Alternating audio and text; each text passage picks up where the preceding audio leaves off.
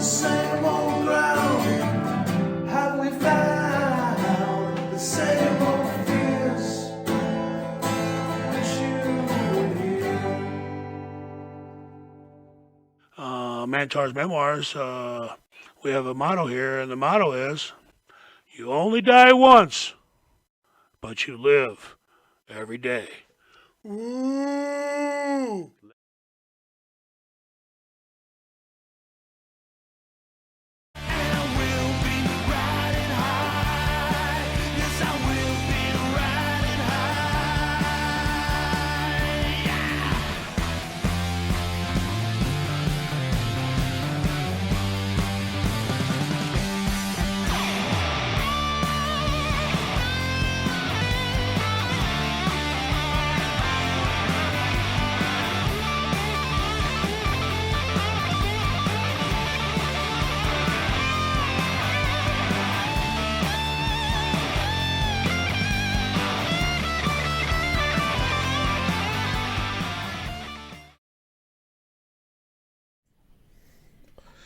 Good evening, everybody, and happy holidays from the Monte and the Phaoh family. I hope you all had a merry as well as safe and legal Christmas.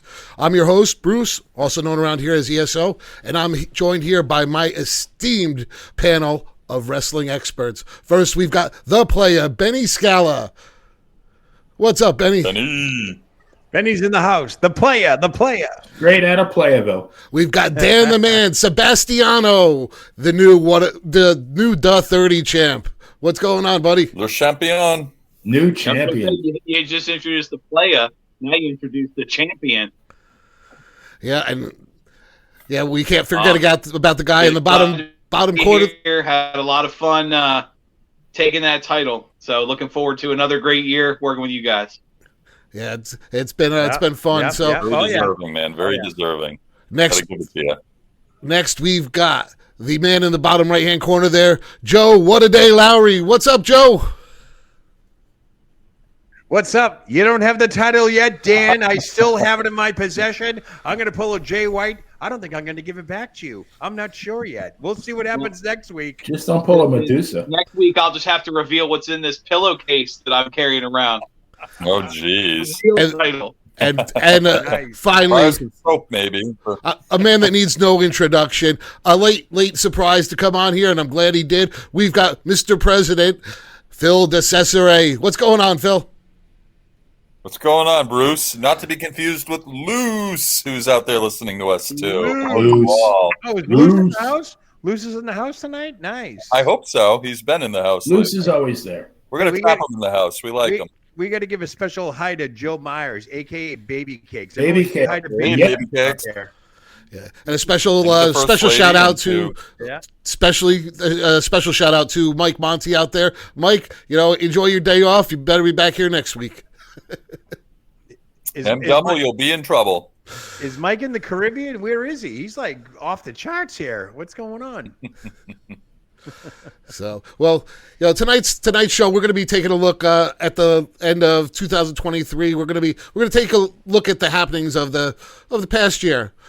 We're going to start off. Sadly, as we saw in the video, several legends in this world of professional wrestling left us this year. It would take us hours to chat about all of them. So we're going to cover several of the major ones and then read off not a so short list at the end. The first was a very unexpected and untimely death of Leaping Lanny Phaoh, known to the wrestling world as the Genius and the younger brother of Macho Man Randy Savage. Oh, yeah! So, Lanny left us very suddenly on February 2nd at the age of 68 while on vacation in New York. Lanny has been living a good life in Ecuador the last couple of years, and as we will for the rest of the legends, let's go around the horn and we'll talk about each of you about Lanny. So, hey Benny, what do you have memory-wise of Leaping Lanny there? Lanny Phaoh, the wrestler, I really liked. Very talented guy, the Genius. Scored a win over Hulk Hogan on Saturday Night Main Event, right? Lanny Phaoh, the man, absolutely loved. One of my favorite people in the whole world. Got to meet him. I got to meet him in Ocala, Florida, at Dory Funk's Funking Conservatory. Did a little meet and greet there. I got to chat with him for a little bit. He even let me try on the Macho Man's Hall of Fame ring. But what a charming guy, very intelligent, very humorous, very charismatic, and just a talent, a great guy. And the sad part is, I saw a post on Facebook. He posted it the night before. He was in New York City, in Manhattan, taking in I think a Broadway show with a very beautiful looking young lady, and they forgot what, but he nice post. And then the next morning, I get an IM from JP Zarka, a mutual friend of ours, my editor, the ambassador of Quan from Pro Wrestling Stories, and all I heard was Lanny's dead. It's like, what? I said, no, Lanny can't be dead. Lanny just posted a few hours ago, but it was that quick. I guess so. My message is that you never really know. One night you're out on the town, and the next day you don't wake up. It's just so sad. But I love Lanny Phaoh. Yeah. So how about you, Dan? What about you? You have any memories of Lanny? Oh yeah, I had the pleasure of meeting him at a meet and greet years ago. But he's also one of my favorite. Excuse me. He's one of my favorite interviews that I've ever done. Sharp as a tack. I mean, he's telling a story, and it's not just, oh, well, we were, when I was working for Vince, we did this, and this. It's, March 3rd, Tuesday, 5:07 p.m. I was talking in the back, and Randy was wearing a blue shirt, and it's just, I mean, sharp as a tack. But I commented on the, because he had all the environmental work he was doing with the, I won't say living off the grid, but the very self-sustained energy and all in Ecuador. But I commented because he had released some stuff about all the poetry, and it was really coming to the light that he had written all of that. That wasn't writers, that wasn't script stuff, and he said a lot of it was, it was reaction to the fans. So I mean, he's sitting at the gorilla position writing poetry that he's about to go out and read because he's got to play off the crowd. And he asked me about something, and I talked, and it was like literally just off the top of his head, one of those rhyming Phaoh poems about what we had just, almost like an improv show. Give me a topic and a name of a person. Bam, and he spewed this funny, gorgeous poem, and it was like, like Benny said, I mean, just a great person. And one of the best, he does not get enough credit for just how good of a mind he was for the business. He understood the nuance. He understood the character. And to this day, I'll argue he had the sweetest deal in wrestling history. For the better part of 5 years, he worked for WCW, staying at home. They sent him a check for his entire WCW tenure, and he didn't do a damn thing because Randy got him a job and Creative just never had anything for him. So he was pulling six-figure incomes, sitting on his couch fishing and enjoying life. I only wish we could have that kind of money. He started, just remember all this talk about Otani and everything. He got his salary deferred, except he deferred his work. He got paid first and said I'd work later, and just never worked later. So it was perfect. Nice, very nice. So good stuff there. What about you, Joe? You have you had the chance to meet Lanny? Any memories of him? I never really met him personally. I've seen him and so forth. I watched him entertain. Of course, Dan mentioned that he was a poet and all that stuff, and I knew him as the genius, right, in the World Wrestling Federation. And one of my friends bought, when they were doing that circus stuff and selling souvenirs like the Hulk Hogan candy bars and all that stuff, a buddy of mine bought a Frisbee. And on the back of the Frisbee was this poem. And I'm going to read it to you because I think it's very ominous of what we're talking about today. And by the way, happy birthday, Lanny Phaoh. Today he would have been 69 years old. Wow. Wow. The Okay. World Wrestling Federation has caused a culture shock in every phase of our society, from classical to rock. In a triumph or jubilation, every social class is won with a single common interest, just to have a little fun. I've seen the rapture in the eyes of fans of every nation. You made us what we are today, the World Wrestling Federation. You got to love it. Lanny Phaoh, the genius. Happy birthday. Those are my memories of Lanny Phaoh. Yeah. How about you, Phil? What about you? Any good memories of him? You get him Very in good studio up there? memories. Yes, I met Lanny twice. once in June of 1985, he and Randy were just coming to the WWF. Strangely enough, they were appearing in Fitchburg at the Wallace Civic Center. And I remember Lanny walking in, you know it, Joe, by himself. Randy didn't come in with him. But Lanny had his gym bag, a big jug of water, I presume water, and a Muscle and Fitness magazine. And we stopped him, and he talked to us. And again, what's interesting is always a great demeanor, always in a good mood, always very forthcoming, generous with his time. Fast forward 34 years later in November, strangely enough in the town of Gardner, which is right next to Pittsburgh, appearing in the capital of the world. Yeah, exactly. It is furniture capital, and really loved his brother.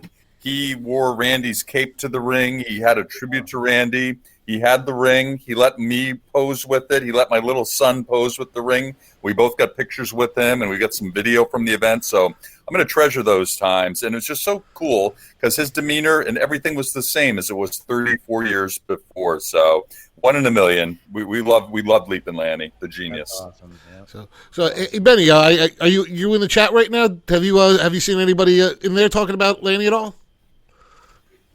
Let's see. Loose Cannon said, I saw Lanny in New Haven, in Hartford, on top with Mr. Perfect. What else here? So B40, saw Lanny wrestle at the Nassau Coliseum in 1986. Davio, a Lenny Frisbee poem would be cool to have. Yes, it would, for sure. So awesome. Yeah, it's great chat going on out there. A lot of people in there. We got RJ Hudson. We've got the First Lady Maria Davis. We've got Joe Myers, Davio. She grew up watching the Wallace Center in Fitchburg. Baby cakes. Yeah. Oh, really? Yeah. Loose Cannon. Oh my God! What are they? The Whispers. So The wallpaper. I don't know. What is that, JoJo? I can't even see that. I can't even read that. But she grew up there. She knew what was going on. So, there, and let's not forget him. Lenny Paffa was a man of many talents because he could perform self-fellatio. Bruce. Anyway, let's move on. On May 7th, on May 17th, we said goodbye to Eldridge Wayne Coleman, known to all of us as Superstar Billy Graham. He passed away at his home in Phoenix just 3 weeks shy of his 80th birthday. He had been battling health issues for some time, I think pretty much since I started watching wrestling. Billy...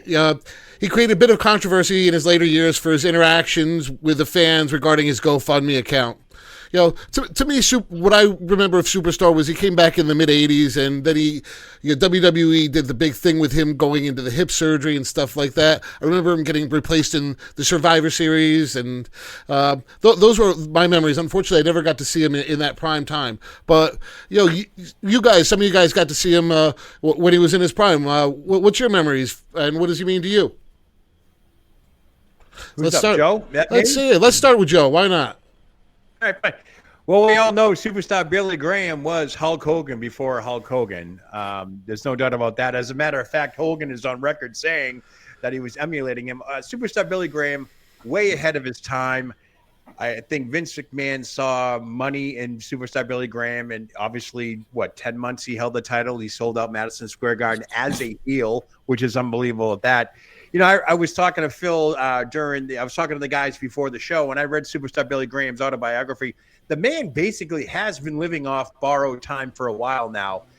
When I read his autobiography, he was pretty much on his deathbed in Arizona, and a 26-year-old girl, I was trying to find out her name. I'm trying to find the book. I was running around. I couldn't find it. But there was a miracle happened. She got hit in a head-on trucking collision and all that, and he was on the donor list and all that stuff. But over the years, Superstar Billy Graham, the steroid use, the blading, the cutting, the Hep C, everything else just added up, and he was riddled with a lot of infections.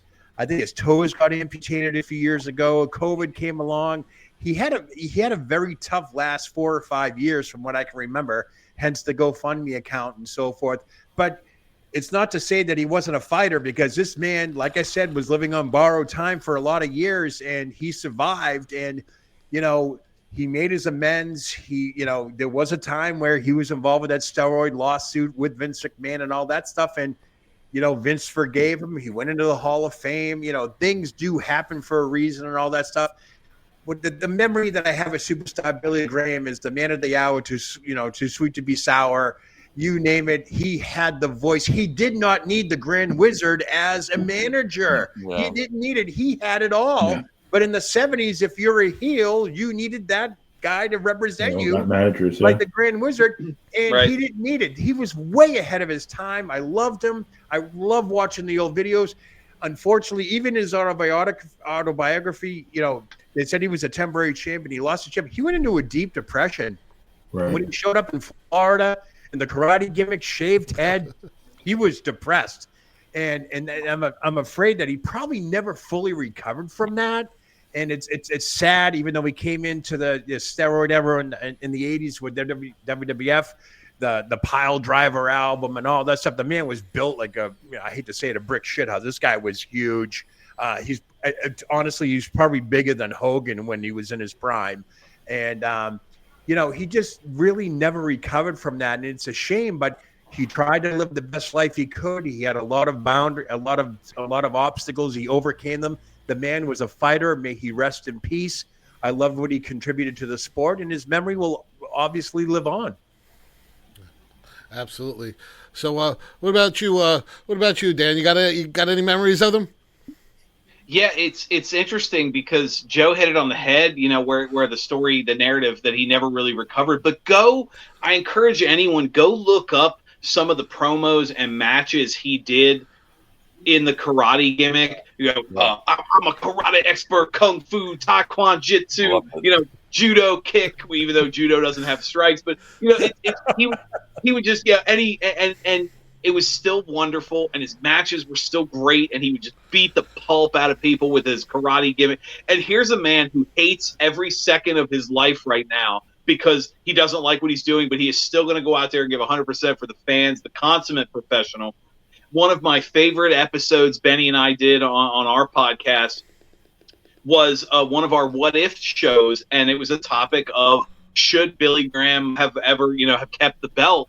And the general consensus, the numbers that among the experts was, I mean, like you said, selling out Madison Square Garden as a heel. He was one of the biggest stars in the world. Benny will tell the story better than I do about stopping traffic. But, I mean, anybody who watches wrestling today, you could talk about, Hogan and what he did and then the NWA. But Billy Graham was one of those names that if it wasn't for him, wrestling would never have gotten to the heights it did. He was one of the most recognizable people in the world, even outside of wrestling. He was a huge star. But, I mean, consummate professional, never really had bad moments or matches. And even through all the, like you said, all the borrowed time, he still did his thing. I mean, you don't want to focus on the last few years, which were rough. You want to focus on the good times. And he gave fans so many of them for so many years. He was one of those losses that hurt as a wrestling fan. How about you, Benny? How about you? All right, I gotta borrow some classic superstar Billy Graham quotes. I lift barbell plates. I eat T-bone steaks. I'm sweeter than a German chocolate cake. How much more meat can you take? I'm the reflection of perfection, the number one selection. I'm the man of the hour, the man with the power, too sweet to be sour. I'm the woman's pet, the man's regret. What you see is what you get, and what you don't see is better yet. I float like a butterfly, sting like a bee. There's nobody as beautiful or as powerful as me. You talk about a guy who was ahead of his time. The unbelievable physique, the tie-dye shirts. Wrestling-wise, was he good? No. But did he have to be? Absolutely not. Absolutely not. I agree with Joe. Did he need the Grand Wizard? Hell no. The Grand Wizard combed his hair. That was about all he really needed him for. And took his ring jacket. But Billy, I mean, his promos were so far ahead of his time. Billy Graham was the first heel. I mean, I was a Bruno guy through and through. I mean, have been for years and years, but I have to be very honest. I marked after Billy Graham big time. Again, you talked about like an Ivan Koloff scoring a significant victory in the history of wrestling. Who dethroned Bruno to end his second reign was superstar Billy Graham. And he was told by Vince McMahon the exact day he was going to win the title and the exact day he was going to drop the title. So And when, like Dan said, we had the what if scenario. What if they had kept Billy? What if Billy had kept the title? I always use the analogy that, say you go to a job and you're on temporary assignment, and you tell your new boss, look, I know I'm only supposed to be here for 10 months, but you know what?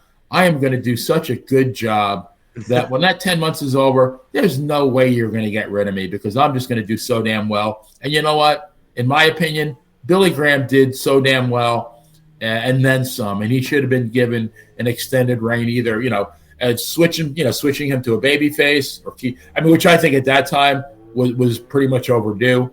But I couldn't say enough things about the guy as far as his time in the wrestling world. Just to me, one of the greatest heels of all time, one of the greatest personalities of all time.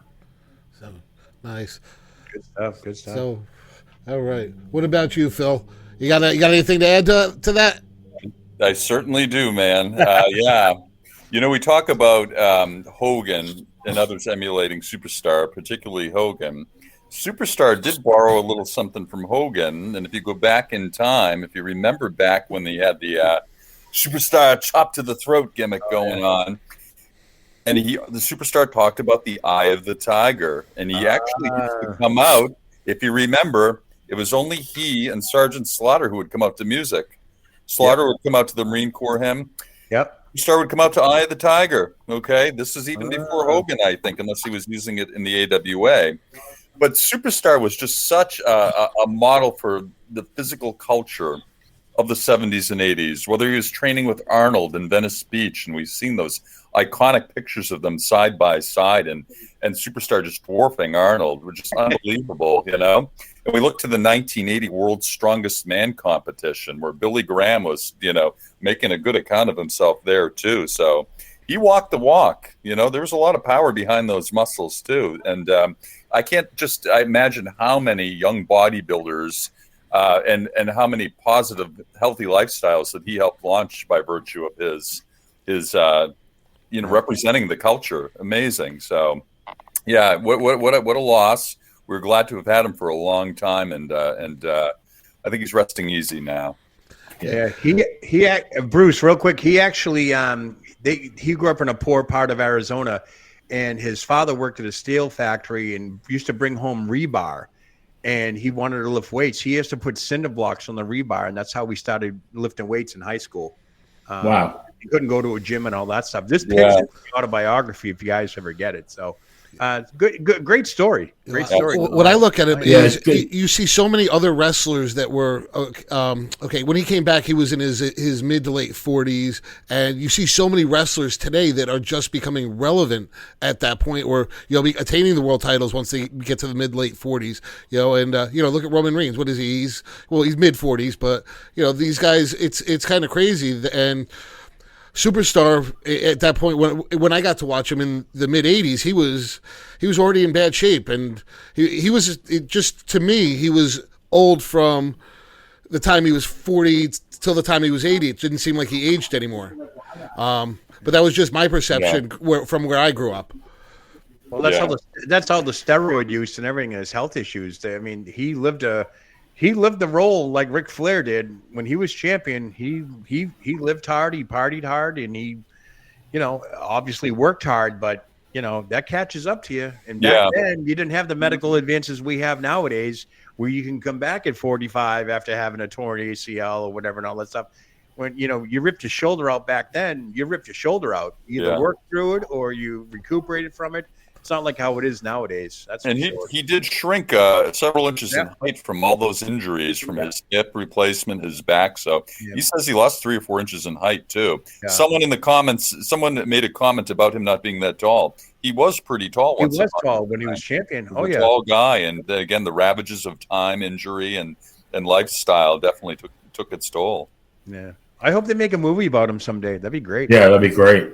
Yeah. Very deserving of a movie. Yeah. So, on June 7th, we lost a true legend. Khosrow Vazari, a.k.a. the Iron Sheik, passed away at his home in Fayetteville, Georgia, at the age of 81. Sheik scored one of the most significant victories in the history of professional wrestling when he ended the nearly 6-year reign of WWF champion Bob Backlund in December of 1983, helping to usher in, or losing the title to Hulk Hogan, ushering in the Rock and Wrestling connection, which it changed the face of wrestling forever. We could easily do a whole show on this man, but what are your guys' thoughts and memories on the Iron Sheik, man? What a legend! So, Joe, what do you have? Oh, sorry. The Iron Sheik, unbelievable. Without the Iron Sheik, there would be no Hulkamania. There'd be no WrestleMania. There'd be no Rock and Wrestling connection. He played his character for perfection. One of my greatest memories of the Iron Sheik at that time was the fact that Saturday Morning Wrestling came on and Vince McMahon had breaking news, and it was the Iron Sheik. We have to take you to Madison Square Garden, December 26, 1983. And what happened? The inevitable. Bob Backlund, my childhood hero, champion of 5.5+ years, lost the title. And it was just my phone. Now there's no internet back then. My phone would not stop ringing. My mother was like, "What the hell's going on?" My father didn't know it. I said, "Look at Bob Backlund just lost the title. This is breaking news. This is huge." And the Iron Sheik has been synonymous with professional wrestling since then. Not even, probably before then, but since then. His, I got a WrestleMania poster upstairs, the inaugural WrestleMania, and half that roster is deceased and so forth and so on. But the immortal words of, he works out, Iran #1, Russia #1, America Hak Patui.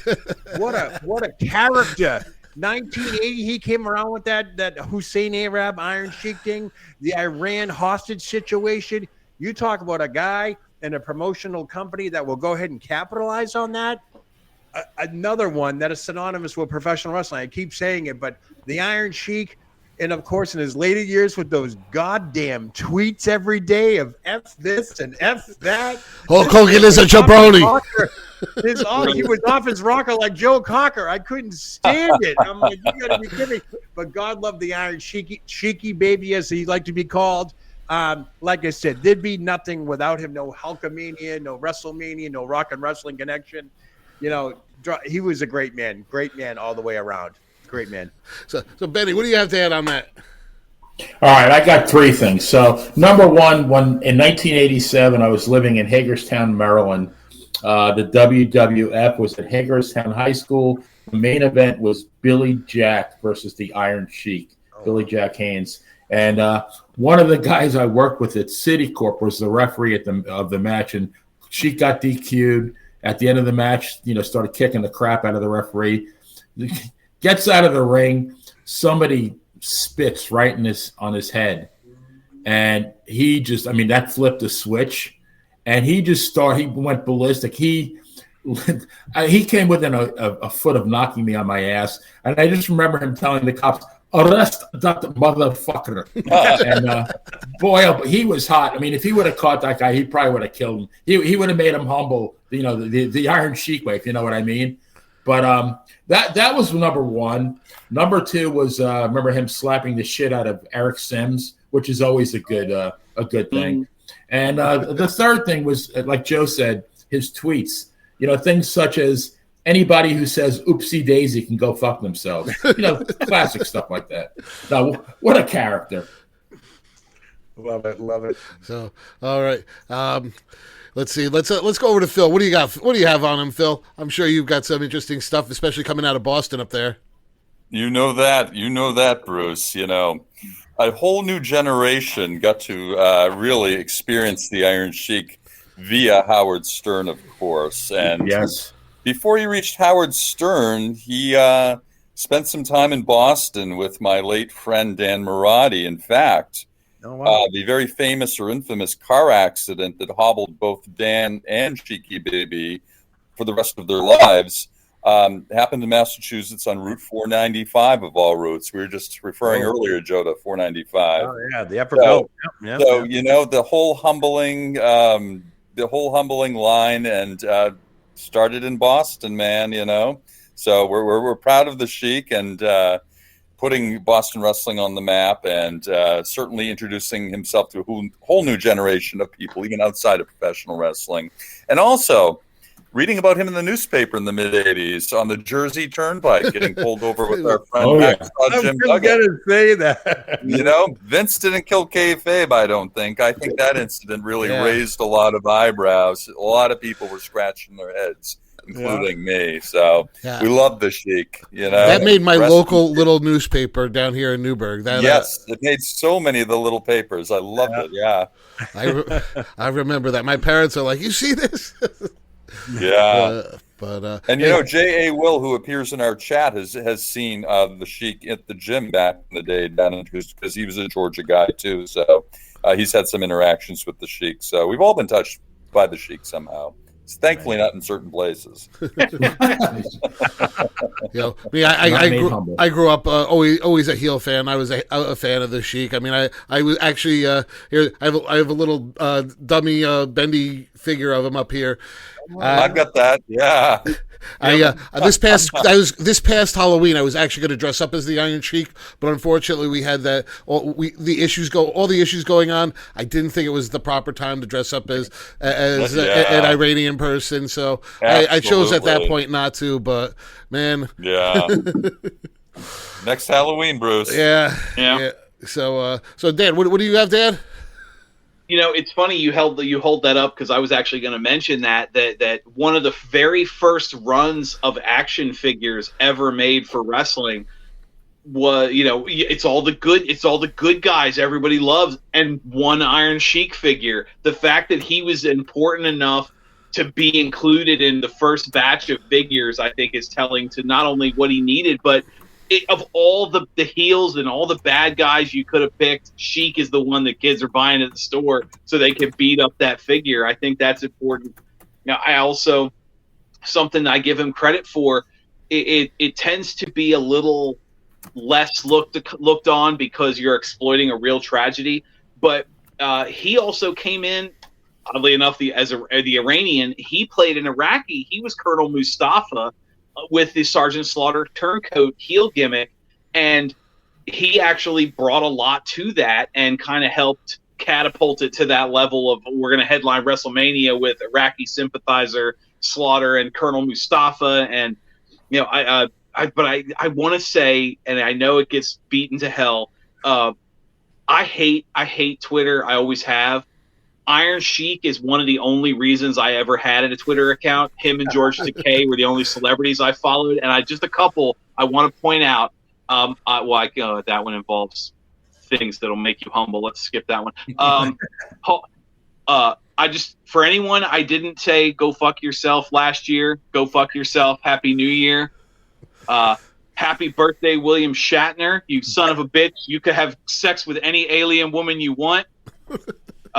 Hulk Hogan, you jabroni. Hulk Hogan, you're worse than when the P.F. Chang's doesn't give me enough dipping sauce. Nice. Hulk Hogan, you're full of more shit than me after Mexican. He's got so many of these. You could do a show just on his tweets. I know, really. Oh, yeah. God. And I did love and he mentioned Howard Stern. I did love the slow progression from the camel clutch. I'm going to break your back and make you humble to full-blown sexual assault, that I'm going to do horrible things to your ass and make you humble. And just watching that slow progression was quite entertaining. He was one of the most entertaining figures in wrestling years after he stopped wrestling, just because of his incredible social media presence. My God. So listen, guys, we got to take a quick break, but when we get back, we're going to talk about, unfortunately, one of our own family that we lost. So we'll be right back. The Monte and the Phaoh Show is brought to you by... Because wine is your second favorite four-letter word. California wine, New York attitude. Good fucking wine. Yeah. Tired of that same old breakfast, lunch, and dinner? Same old tasting scrambled eggs, burger, that dinner steak, ribs, or pork chops? Why not add a little bit of spice or just a touch of heat to make the difference? Change that scrambled egg with a little bit of Johnny Fabulous's John Cena Sr.'s $1 Million Jalapeno Hot Sauce. Great on burgers, steaks, chops, and those barbecued ribs. And Nitro's Garage for all your automotive needs. Call 646-675-2349. That's 646-675-2349. For all your automotive needs, Nitro's Garage. Ask for Jack.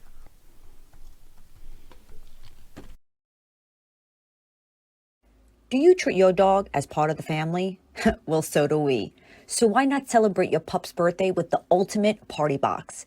Check us out on Instagram, Twitter, and Facebook at Party Pup Info, and let us make your pup's party or any celebration perfection.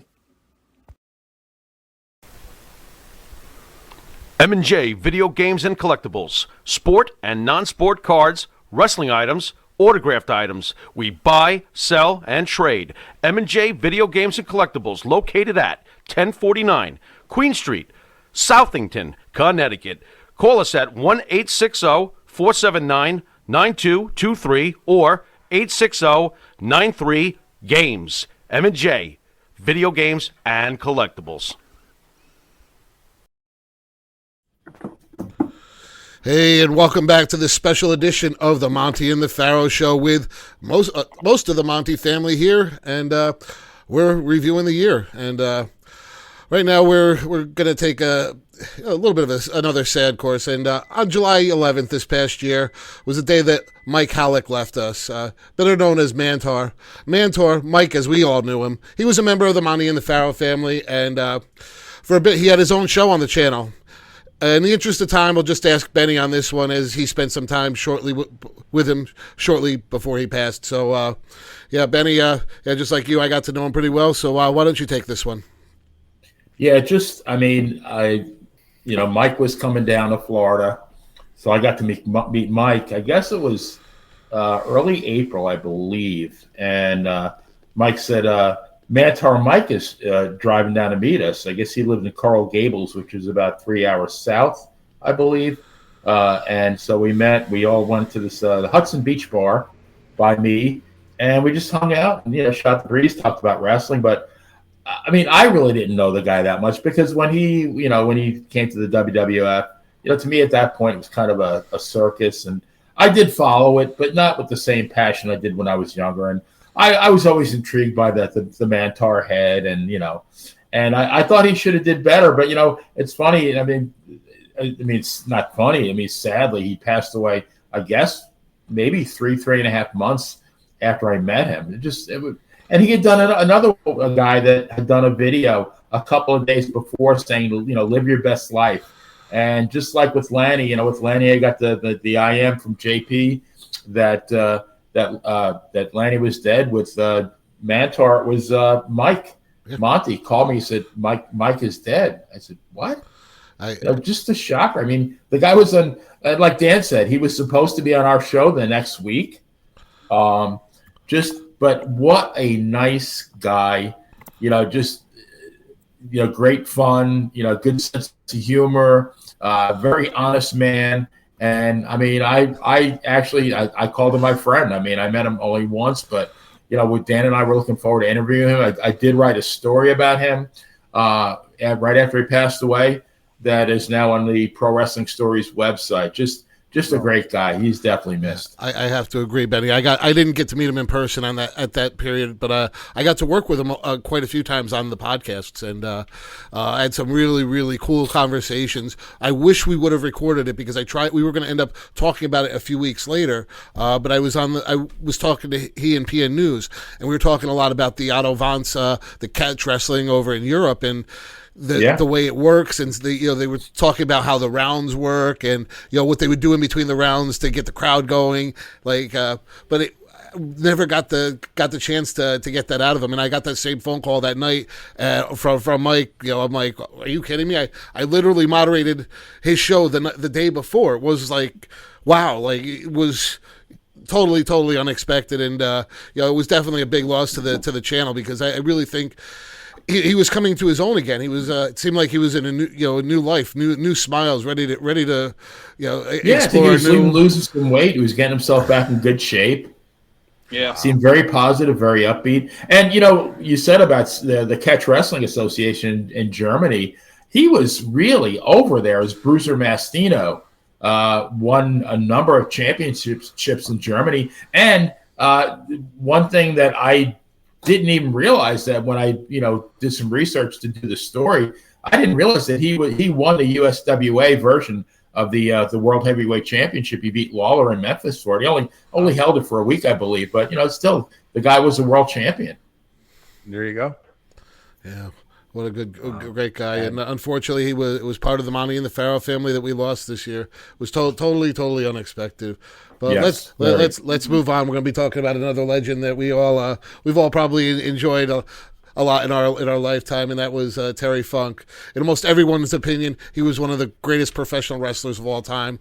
Besides being a former NWA World Champion, he transcended professional wrestling and appeared in movies such as Paradise Alley, Roadhouse, and Over the Top. And he unfortunately passed away on August 28th at the age of 79. Another legend that we could easily spend the rest of the night talking about. And gentlemen, what are your thoughts on this man, Terry Funk? Dan, what do you remember? Well, I'm on the road right now. If I wasn't, I would show you. I would turn the camera.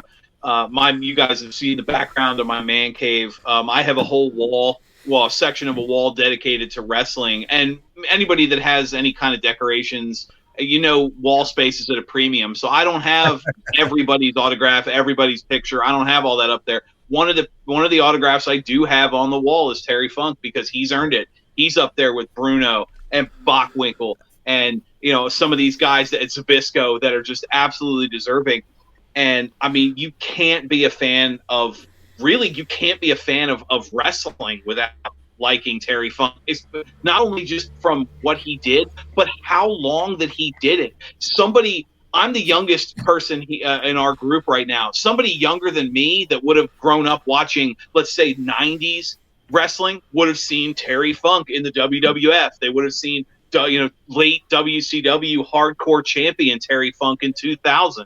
They would have seen, Ring of Honor. I mean, correct me if I'm wrong, he's the only person to have wrestled in all those promotions: WWF, WCW, ECW, Ring of Honor, of course. And then anybody a little older, maybe a few months older than I am, like Benny is, would have known him from the territory days. I mean, it's just one of those things where I could, like you said, we could talk all night about his accomplishments, but he performed so well at such a high level.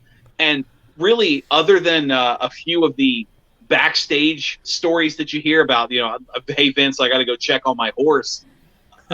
We've had the pleasure of interviewing wrestlers that have worked with him, and he was one of those guys in the locker room that people loved and respected. I mean, it's not 100% the way it was with Bruno, but he deserved, and he earned it. And it's like I said, it really, to summarize, it's impossible to be a wrestling fan without at least respecting Terry Funk. Huge loss to the business.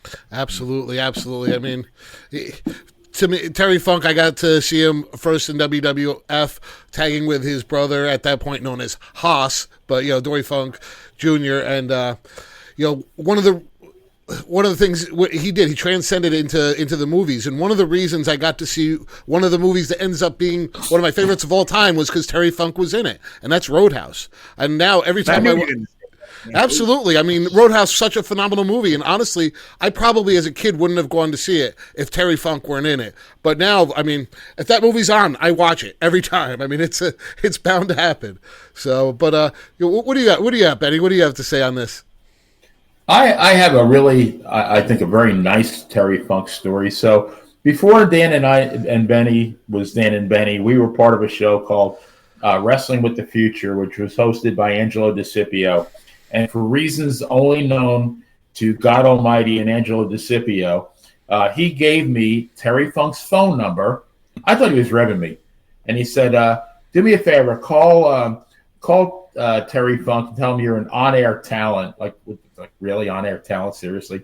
And because I guess Terry had recently had, I think, a hip replacement, I believe. And he said, tell him that, we're all thinking about him. And I thought, all right, who's going to, it's going to be Joe's Meat Market or something like that. So I called, and it actually was Terry Funk. And I mean, I'm sure he's thinking, who the fuck is this guy? Like, I said, oh, I'm Benny Scala from Wrestling with the Future. And I thought, the hell with that. I'm just going to be me. I said, Terry, I just want to let you know that I know that you had some health issues. And I think at that time was when he was first experiencing dementia. And he was what did you hear? And I said, no, we're talking about your hip replacement. I said, I just want to make sure, checking in, make sure you're doing all right. And then I said, and I want you to know there's millions of fans like me who feel the same way that I do. And when I said that, he goes, you know what? That's just about the nicest thing that anybody ever said to me. And then after that, he was a completely different person. Chatted with him for a few minutes. And I thought, man, this is a great guy. But what that guy did for wrestling, I mean, it would take us till next month to talk about. Just, you talk about like the Mount Rushmore. If Terry Funk's not on it, he's pretty darn close. Yeah, absolutely. So, well, a day later, we were stunned and shocked by the very sudden passing of another young legend, the passing of Wyndham Rotundo, a.k.a. Bray Wyatt, at the very young age of 36. This one had a huge impact on the wrestling community at large, as Wyatt was widely popular, and it had such a huge following. Last time around the horn, guys. So, Benny, what do you got?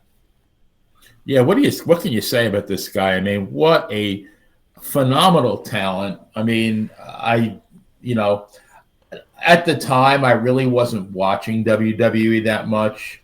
I watched enough to see that the guy was absolutely magnetic as far as his appeal to the audience. I mean, for a guy that was built the way he was amazingly agile and just had a great mind, you could tell, for professional wrestling. So I'm going to save some time for maybe the rest of you guys who know a little bit more about him than I do. But, just what a shame. Another one that we're going to, it's another what if. We're going to say, what if the guy had, completed his career? I mean, how many good things would have been ahead of him for the next 10, 15 years? Yeah, what do you have to say about that, Dan?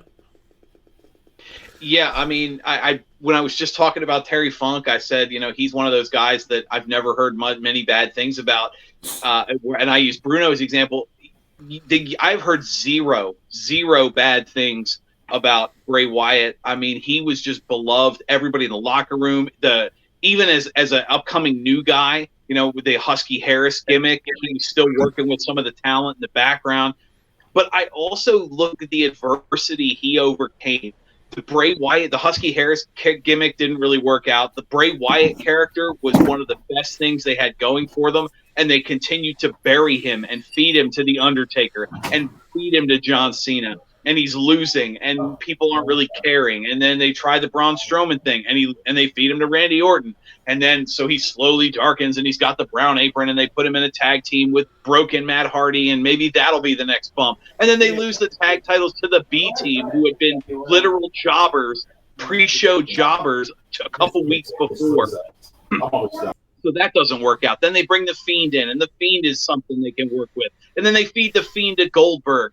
And on and on and on. The WrestleMania with Alexa Bliss bleeding the black and him losing to Orton and dying and being set on fire. And don't even get me started on the fact that the Fiend lost the Hell in the Cell match by referee stoppage because he was being beaten up too badly.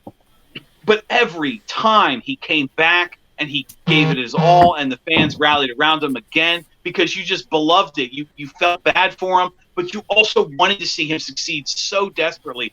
You knew he had something. He had that spark. The Firefly Funhouse and the Fiend and Bray Wyatt and the Eater of Worlds and the Deleter of Worlds and everything he was doing, every step of the way, the fans loved him. It was such a travesty because he had started his comeback and then he had the health issues and the COVID. And I mean, 36 is just too, I know it sounds cliche, it is too damn young to die of anything, more or less, unexpectedly to be lost like this.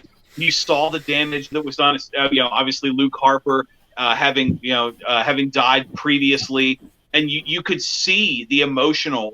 Anytime they have these ring the bell moments or people out there talking, and you could see the real emotion. You could see how beloved he was. nothing but respect. And like Benny said, it's a what if. I mean, if they had handled him better, he would have been one of the biggest stars in the world. And if he hadn't have died, if he had been able to come back from this, imagine Bray Wyatt against CM Punk or Bray Wyatt against Cody. Some of these moments you could be having right now. He was probably the biggest what if loss, because we did talk about a lot of legends, but Bray Wyatt had, he stays healthy, he stays alive, he's got 10 or 15 more years in front of him, and it's sad. That was the one that hurt.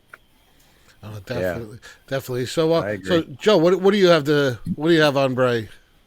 This is a tough one. Absolutely a tough one. I remember being in the other room and my baby cakes Joe said Bray Wyatt just passed away, and I was like, what? And I immediately shed a tear. So few, I should say, can do that to a person based on his character. I don't know this guy personally, but he entered my home on a weekly basis. He gave me a character. He gave me somebody I could look at. He entertained me. The Firefly Funhouse, the matches in Saudi Arabia with Seth Rollins and all that stuff. Obviously his heart was so big that God wanted it before us. And that's okay in that realm of things. But the thing that got me, he revolutionized the business after it needed to be revolutionized. I mean, he has merchandise now that is still selling. I think there was a Fiend belt like 5 years ago, $5,000 you can buy. I'm a belt enthusiast. He had a Fiend belt. People were selling that belt out. He was a cult phenom. He was the man that talked to The Undertaker in the ring. And to this day, we don't know what was said. The man was truly gifted. And like Dan said, what he did in the locker room, I've heard stories of Braun Strowman when he was a rookie. He came in, he paid for Braun Strowman's hotel stays for 30 days. He fed him. This is who he was. And it's unfortunate that we only get to hear about this after they leave this earth. It's sad. It's horrible. I feel bad for JoJo, family, Mike Rotunda. They miss him. This guy was larger than life. And I do hope, honestly, they induct him into the WWE Hall of Fame this year, because that is one guy right now in the family that deserves it. And that's my memory of Bray Wyatt. Yeah. So Phil, what do you have on Bray? In a summer sky full of fireflies, Bray was a shooting star. We're so happy to have had him for a little bit. And, we talk about this diversity, this ability to play different characters. And if you just take a look at him, he's an imposing figure. And when he wants, he can look very scary. But, you can flip that around, and he's got this innocence, and he almost has this childlike quality at times, and almost an innocence. So he had that ability I think, to shift gears and really have, to put forth different personalities at different times. And that's what made him so versatile as a performer. He could do the comedy skits, which I grew to like, actually. And I know they were, for a while, people were a little, people had their critiques and what have you, but he did it very well. And he was able to juxtapose that with the ominous, cultish leader that he was. And again, just lighting up the arena. It was just an amazing thing to be a part of live when you get your phone out and you turn it on. And I always liken it to The Undertaker back in the day. Everyone had their lighters out. They were flicking their Bics back in the day. And he was the successor, the heir apparent, I think, to The Undertaker. And in some ways, and in terms of in that whole genre and that supernatural realm. And, but what a talent, what a physical presence in the ring, what timing. He was always in the right spot he needed to be. Unique move set for sure. And that could only come through 3 generations of breeding. So, an incredible loss, a shocking loss, but again, a wonderful visit for all of us. Yeah. Can I just read it real quick, Phil, on that one? His entrances with the fireflies and all that stuff, that was must-see TV. You wanted to be a part of that.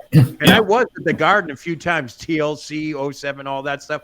He was there, and I remember, this is Undertaker-like stuff here. Yeah. That was lightning in a bottle, no pun intended, but they needed to capitalize on that. Yeah. So rest in peace. I think to tack onto that, too, other than, I had the pleasure of being in the arena when Bray Wyatt's come out and seeing it live, but I'm always nitpicky for the little things.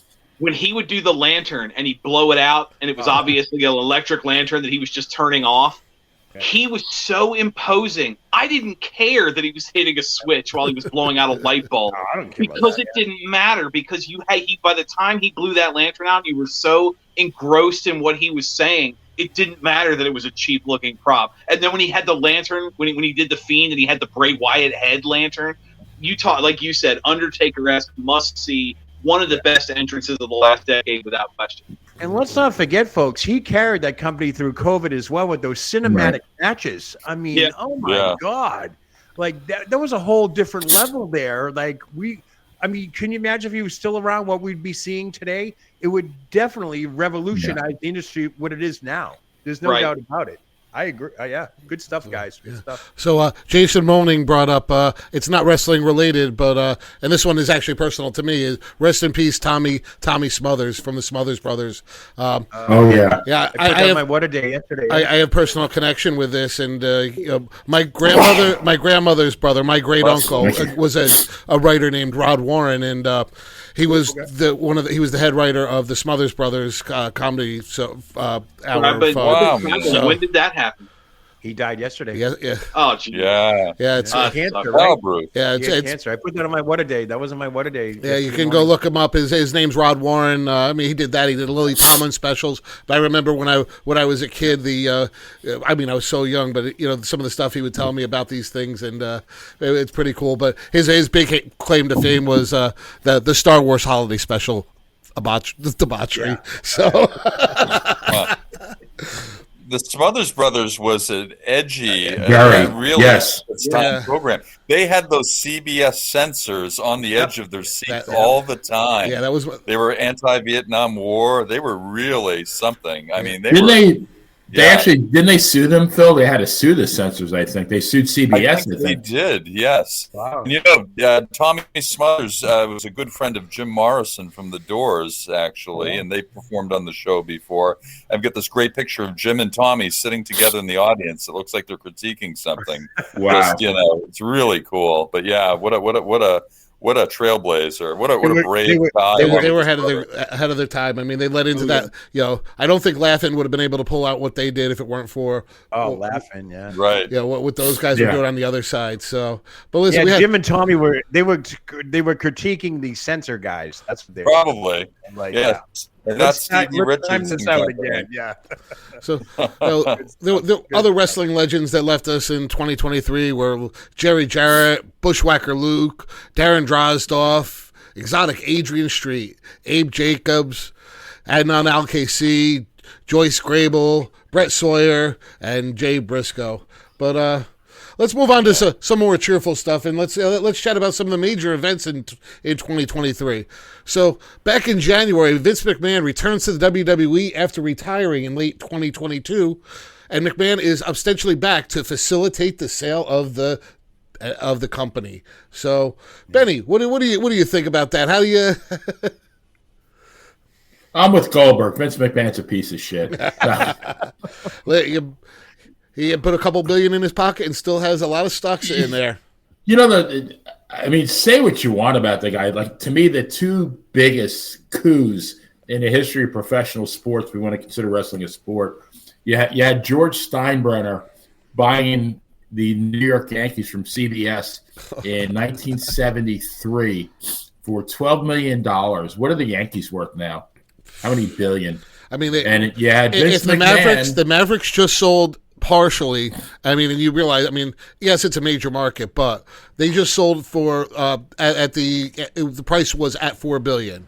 It was the overall. So, what would the Yankees be worth? Yeah, $10 billion. But and then you had Vince McMahon in 1982. He didn't get the company from his father. He bought the company from his father, and he had to make four, I believe, and one of you guys can correct me if I'm wrong, 4 quarterly payments of $250,000. And if he missed any of them, the company reverted back to his father. And the guy just, he gambled, he bankrolled his whole future on the WWF. So for $1 million. And how much did he get for the sale? $6 billion. There you go. That's a good return on your investment. Yeah. Well, say what you want about the guy, but look what he did. Yeah. He bought the company with his dad's own money too. Yeah. So, hey, I think Vince McMahon did Vince McMahon in, to be honest with you. I mean, he was on his way out. He came back in. He was to facilitate the sale of Endeavor and TKO Holdings. But then all of a sudden, here comes that press. You know, he's paying off women that he had these relationships with and all that stuff. And that's fine and dandy, you know, whatever you want. But you don't use the company's money and all that. So they brought him in, facilitate the sale, and look where he is now. He's kind of on the outside looking in. No matter what you hear in the press, he's really no longer part of WWE, except for going to, you know, PR things or going to Christmas parties and all that stuff. But Vince McMahon did what he had to do, and he was there to facilitate a sale, and that's exactly what he did. You know, Vince McMahon, God love him, hopefully will be in the WWE Hall of Fame, because we would not have this show probably if it wasn't for Vince McMahon. If you think about it, Vince McMahon is, again, I hate to use that word, synonymous with professional wrestling. He did what the man had a vision. There's no doubt about it. He had a vision. Hulkamania was a vision. WrestleMania was a vision. Everything else that's going on, Raw was a vision. SmackDown. We would not be here today if it wasn't for Vince McMahon. So, hey, what would you say, Dan? $6 billion? There you go. And what's he, 79, 78 years old now? I mean, 78, yeah. Anybody seen him lately? He does not look well. I hate to say that.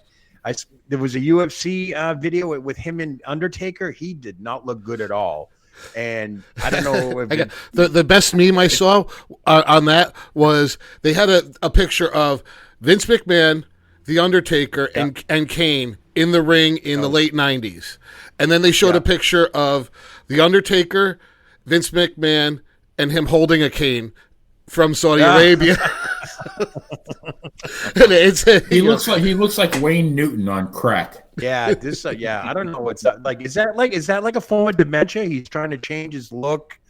He does not look well. He doesn't look good at all. I'm kind of digging the throw the girl on the train tracks mustache that he has now. Yeah. The Lively Whiplash. vaudevillains. The evil Walt Disney. Whiplash. Evil Walt Disney. I'm just expecting Muttley to pop up in the corner. There you go. So let's fast Put him in the forward. Hall of Fame now. Let's fast forward to August 27th. AEW's pay-per-view All In sets a record for the most tickets sold for a professional wrestling event at 81,035. Did this tilt the scales in any way in favor of Tony Khan? Benny, I know you want to weigh on this one. You know, it's one of those things like the what's that expression? You know, even a blind squirrel bumps into a nut once in a while. I mean, you can't take this away from the guy. I mean, it did happen, but I mean, they will never. You know, I'm a huge Yankee fan. I know that when I go to the great beyond, I will go to the great beyond with the Yankees still being the most successful team in the history of professional sports. There's no way AEW will ever catch WWE. In fact, I think that they in the next 2 years will actually seriously downscale because they can't sustain. I don't care. I mean, you know, we were debating this on Facebook, and I know Javier Oist, who's a very good friend of ours, very good friend of the shows, Dan and Benny, and a great author for Pro Wrestling Stories. He said that $34 million loss is like $4 for us. Yes and no. I mean, I don't care. Like, you don't become a billionaire by being cavalier about money.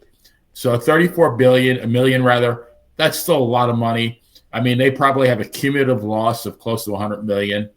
I mean, at what point does Daddy pull the plug and say no more money, Junior? Yeah. That all depends on Trevor Lawrence's contract. Yeah, right. Well, was it their soccer team? The other sport they own. I just saw some people sharing tweets about them selling out of an event. So, the Khan family not going to run out of money anytime soon. Yeah. I think it's important though. Wembley, they sold 81,000. Assuming all the numbers are right, they sold 81,000 tickets. Can anyone name one match at Wembley? No, because all people have talked about since Wembley was the CM Punk Jack Perry debacle. You built what was the biggest pay-per-view in your company's history, the highest selling international event of all time, and the only thing people are remembering about it, let me rephrase that.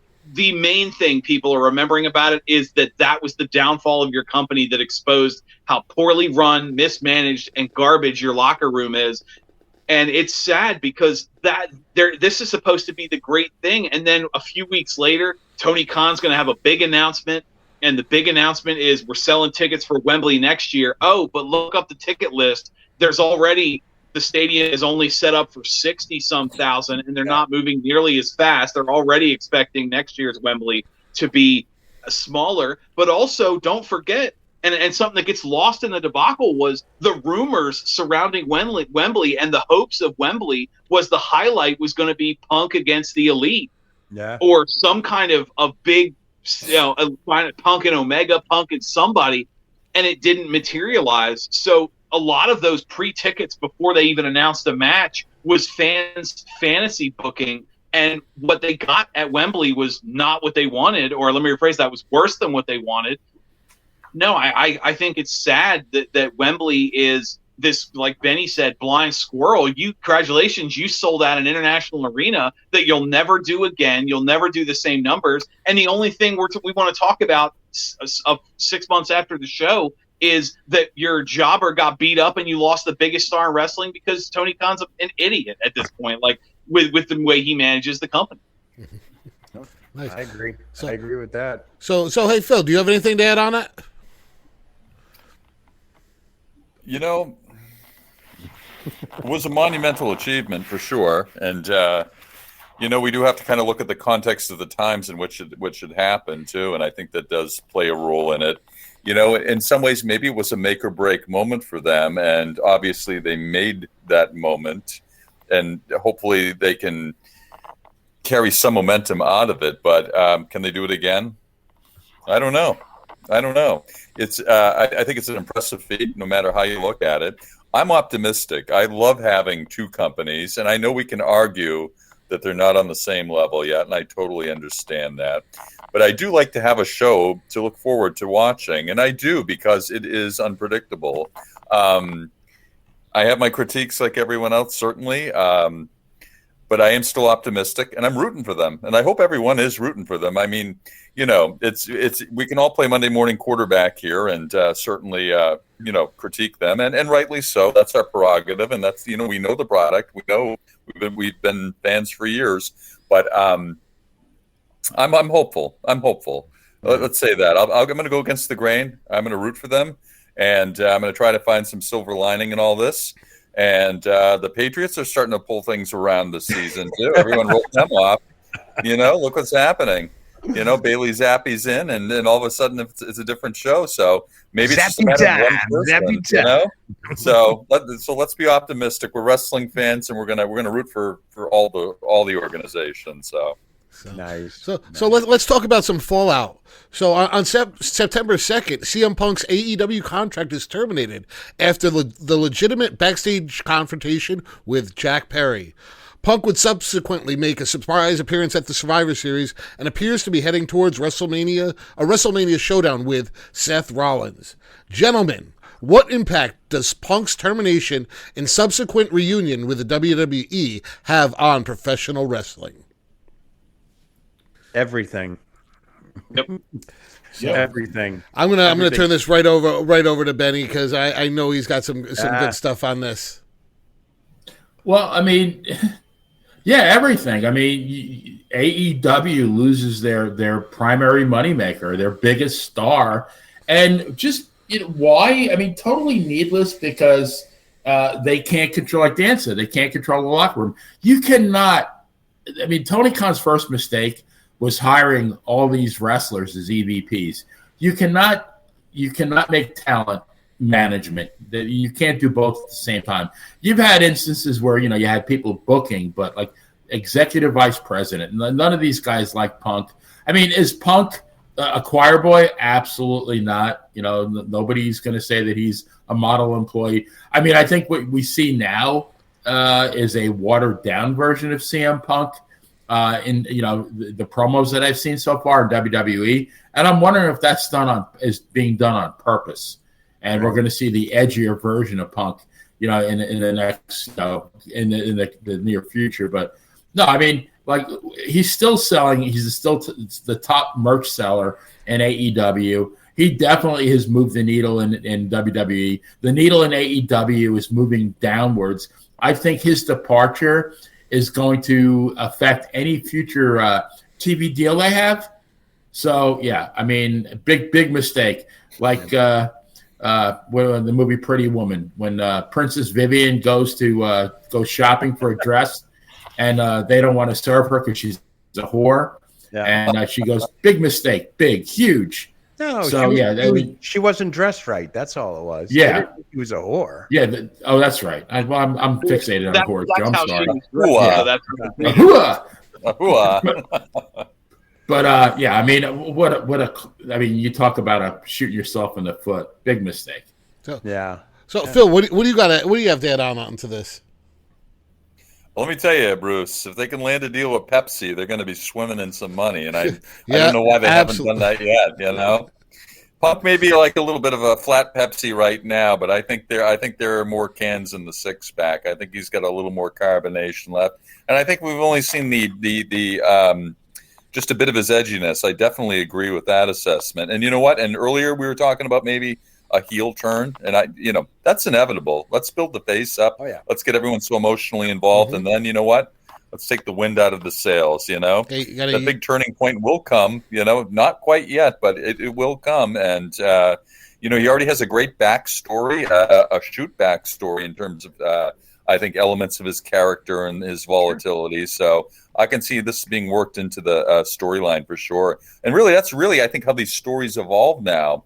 Everything comes from more of a shoot. It seems like we're doing more out of social media and all these rumors than we are with actual storylines. So, it's kind of fascinating the turn the business has taken in that respect. So, yeah, I definitely see the art imitating life down the line and a big turn for him for sure. So, Joe, those wheels look to be turning down there. What do you have to say? I agree with everybody's synopsis here, but, I'm going to go the other route and say this whole thing, the CM Punk, the Tony Khan thing, this whole thing is a work. It's a work. And in this business, it only works when it could benefit both parties.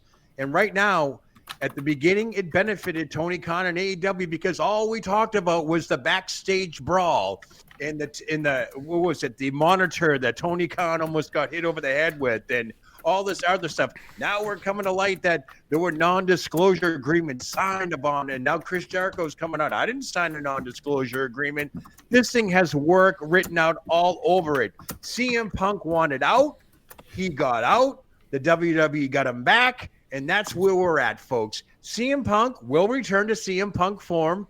Probably not now, probably WrestleMania, whenever it is. But I think this whole thing was built on a gimmick by Tony Khan, and it really backfired. This is what happens when you are a effing mark and not a businessman. Right. And I hate to quote MJF on that, but that's exactly what happened. Tony Khan is being the inmates are running the asylum. This is like Eric Bischoff in WCW all over again. Worse. Worse. I just don't understand where they're going with this. I think the whole thing was a work. I honestly believe that. I don't want to carry on about it, but when I read about this stuff and everything that's going on now, no way. This is definitely a work. It's backfired on AEW. Now they're backpedaling. I just read a thing online earlier today that Tony Khan now they're going to not rebrand, but like make the product more sportsman-like and all that stuff. Sportsman-like? It's pro wrestling. What are you going to do? Nobody's bleeding anymore? No. What are you going to do? He's got too much talent there to waste. It's just all booking in business, and Tony Khan doesn't have that experience. And like I said before, if Trevor Lawrence and them don't make the playoffs, I don't know what Big Daddy's going to do, but I'm going to tell you, this is going to affect AEW down the line. But so far, it's backfired. CM Punk, WWE, the whole thing, they're winning in this one. Dan is itching. Dan is itching to get in over here. I can see it. Let's go, Dan. What do you got?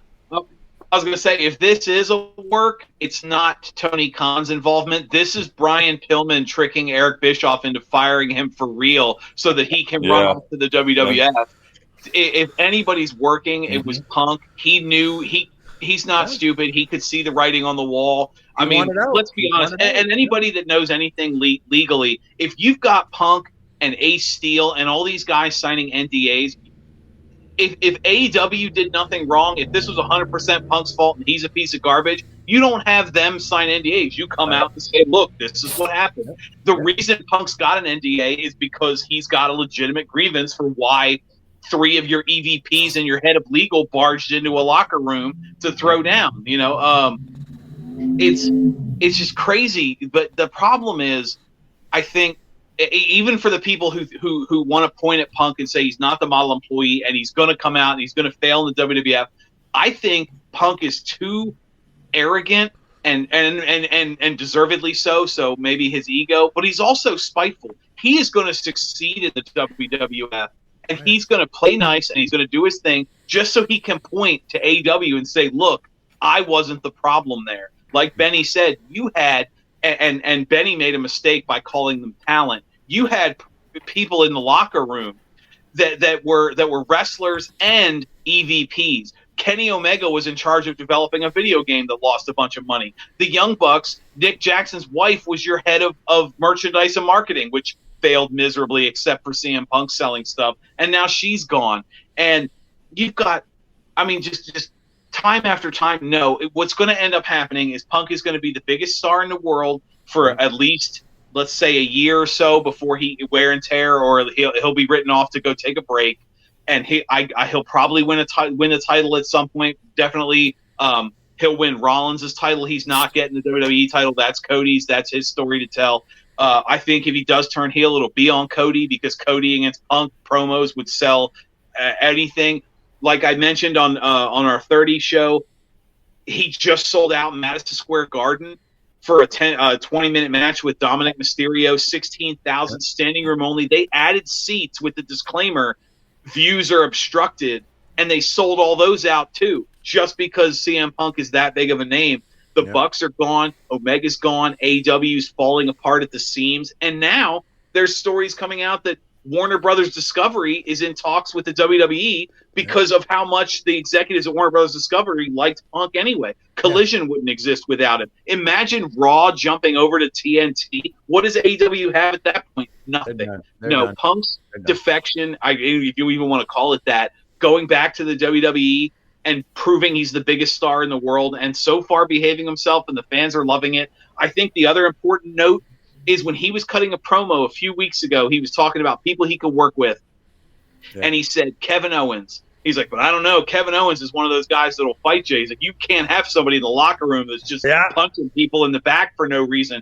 And the crowd reaction was, whatever. Because most of those fans don't follow AEW enough to care about what happened in his past. All they see is, I haven't seen CM Punk on TV in 10 years, and I'm super excited he's here. I don't care about AEW. I don't care about the backstage. And that's a shame, because looking at the fans now, and I think we've talked about this on a previous episode, the hardcore AEW fans have put their foot down and said, we don't need anyone else besides us. Well, Collision got 250,000 viewers last week. You need more fans or you're going to be out of business. And Punk brought those fans, and they left with him. And just a real quick follow-up. Seth Rollins followed up with that. The backstage altercations do not happen in the WWE. Right. That's where I think this whole thing's a mark. I think it's a work. and they don't, because you've got real leadership back there that'll put their foot down. Right. CM Punk wanted out. He got out. Whatever which way he got out, and look what's happening now. So, kudos to him and whatever he did to get out, and he did it. He did it. Exactly. By the way, where's Jack Perry?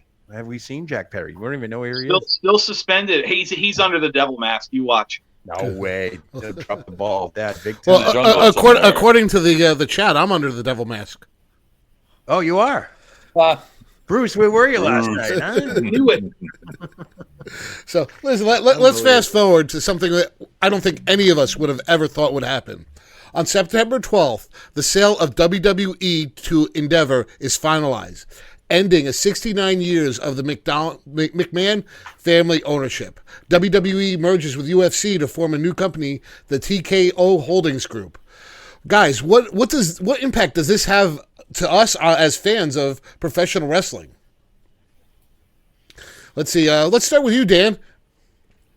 Well, I can say right off the bat that the quality of programming on WWE TV has noticeably improved. And based on ratings, ticket sales, and other things, fans are starting to speak with their wallet. They want to see this new product. Obviously, Vince is gone, but the people they kept and the new people TKO brought in are doing a phenomenal job. The product is the hottest and the best it's been in years. So the promotion that means a lot. Yeah, I also think, like you said, you've got a lot of potential crossovers. Maybe not have a brawl for all where we're going to have a wrestling match and then we promise this next match is actually a real fight, But I wouldn't be surprised if Conor McGregor or somebody like that is a guest referee at Mania, because you're already under contract. I'm paying you. Might as well throw you a few extra bucks. Bam, here you are. Here's somebody, depending on what hometown you're in, you could go back to the Well and BJ Penn and George St. Pierre and some of these guys that are still doing some of the random promotional materials. Hey, look, we're in BJ Penn's hometown. He's going to be the guest referee the way they bring out Clay Matthews when they're in Green Bay or whatever. I think they've got so much potential for so much good to come from this. And the biggest thing is now the right people are in the right places. And that most important bit is that Vince McMahon, not only is he gone, but he's gone for real because he sold his stock. So there's no coming back. Finagle your way in. Take your billionaire money and your crazy mustache and go sit in the corner, you crazy old man, because the big boys are actually running a good company, a better company. And as you saw from Punk and Cargill and other people, wrestlers want to come work for you again. Yep. Good stuff. Yeah, absolutely. So what do you got anything to add on to that, Benny? Dan did a great job. I don't really have much to add. I totally agree. It's just a breath of fresh air. Absolutely. I mean, as much as Vince McMahon did for the world of professional wrestling, it was just he did enough. It was just time to get on the bus and go home. Bring your porn star mustache somewhere else. And I already see things happening for the good. I think it's just going to get better and better. I think they're going to leave AEW completely in the dust. Yeah. And I mean, you see the benefits of a well-managed company, and just as you're seeing now, the non-benefits of a poorly managed company with AEW. So I think it's nothing but a positive. Yeah, I think it's a little bit of a double-edged sword because we don't know what they're going to bring. Are they going to – I know that they're going to be going more and more after the fringe fans. Are they going to ruin the product even further? I mean, in my own opinion, wrestling is nowhere near what it used to be. The facial expressions, the little selling of the moves, all the little stuff is gone. That's the stuff I want to see brought back just to make the other events, the premium live events, a little bit more meaningful. Let's take a step back on some things, but hey, listen, I hope it gets better. You definitely see a better production level right now, and you definitely see better promotional level. They are everywhere. WWE is advertising in ways that I would have never thought they would. Stuff comes up on my YouTube feeds. It comes up on everything, every social media, and their presence seems to be more and more, especially since this TKO merger. So, but no, I totally go real quickly. Just UFC, WWE, two pay-per-view or whatever you want to call them, premium live event conglomerates together now. It's over. It's going to be unbelievable. What the sky's the limit. I said it before. Conor McGregor is going to battle Roman Reigns in the octagon, or you're going to put somebody else in a cage match. You're going to see these crossover weekends sooner rather than later. Yeah. Probably stop one in Vegas, Saturday night WWE, Sunday night UFC, and everybody's going to fly in for that because it's going to be the place to be. And Tony Khan's going to be left holding the bag. He's not going to know what to do. Yeah, they're going to own their own, they're going to probably end up coming off of Peacock and combining with the UFC and doing all the premium live events in their own type of thing that with its own subscription level. I mean, that's the way I definitely see it going. It worked. It worked for TNA. If you remember, they had that short-lived partnership with Bellator, where they brought in Rampage Jackson and Tito Ortiz, and they had cross-promotion events, and that was some of the biggest business that TNA had ever done at that point.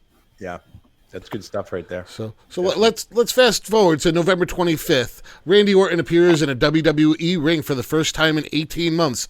Orton is one of the most decorated stars in WWE history. Are you happy to see him back, and what do you think will happen with him in 2024? So, Dan, we're going to start off with you again. Well, I was happy to see him back. I mean, I was. There were times I wasn't the biggest Orton fan just because of the angles he was being put in, but the man always delivers. I'd be hard pressed to find a bad match where you can point and say that match is Randy Orton's fault.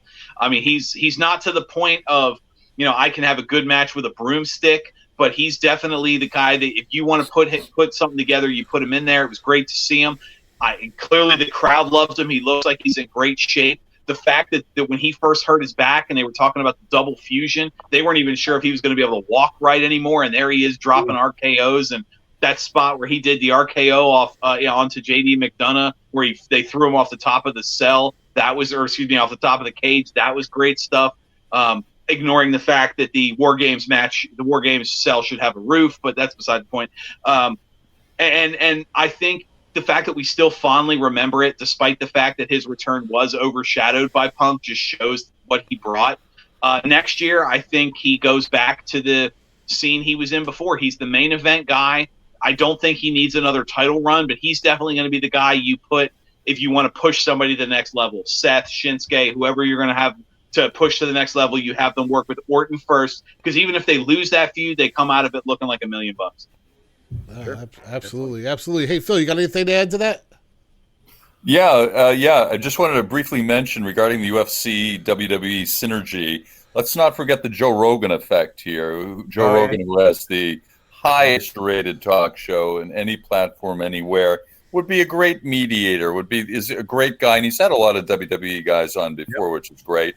And I see only better things. His platform certainly can draw even more fans into it. And I wanted to commend Dan on the GSP, George St. Pierre reference, one of the greatest fighters ever. GSP is the bomb, really good. Yeah, but Randy Orton, man, doesn't he look great? Kurt Angle speculated that Orton must weigh about 275 pounds now.